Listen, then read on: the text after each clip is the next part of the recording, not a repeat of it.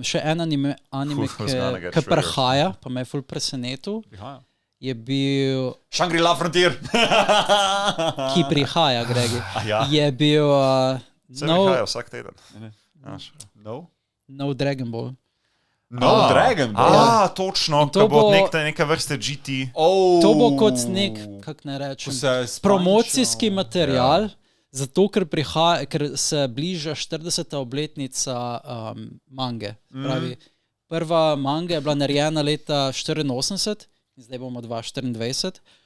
In v bistvu nova serija se imenuje Dragon Ball Daima, ki deluje kot nekakšen Dragon Ball GT2. Ja.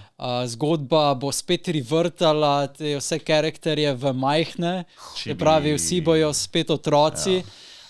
In serija naj bi imela 20 epizod in vse skupaj deluje kot nek spet anniversary, 40 let, sploh ne kot neka glavna zgodba, ampak kot samo neko promocijski material, zato da lahko prodajo še več merča.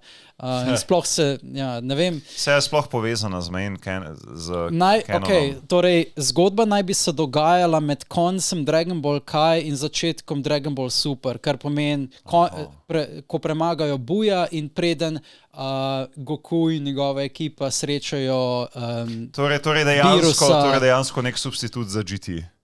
Exactly. Like I said, Dragon Ball GT2. 20 epizod bo imela, verjetno ne bo nekih velikih zadev odkrila, ne?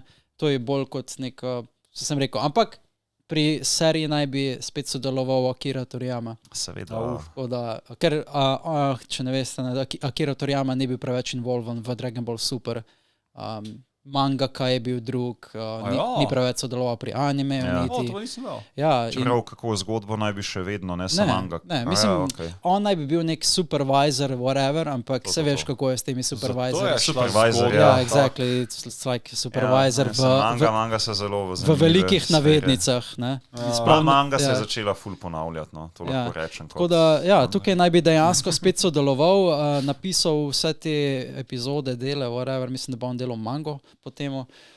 To je nekaj, kar zna biti zanimivo, ampak mislim, da glede na to, da bojo spet pokopirali Dragon Ball GT, ne pričakujem mislim, zanima me, kakšen bo njegov take na to zgodbo. Čeprav on je bil tudi kao supervisor pri GT-u, ne?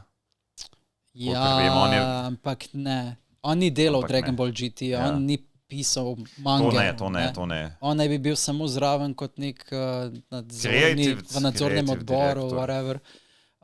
Creative director, ampak ne.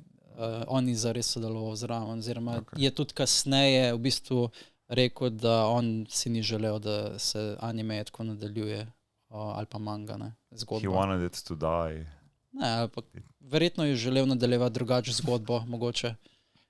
Ali pa ni želel več delati, ker Dragon Ball je bil en prvih tistih pravih šonanov in si predstavljam, da njegov urnik je bil pač nor, ne.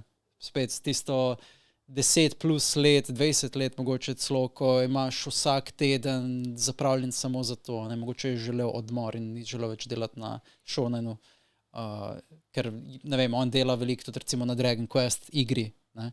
Dragon Quest je, če vidite stil igre Dragon Quest, je pač čist Dragon Ballovski, ne. O čem pa gre Dragon Quest?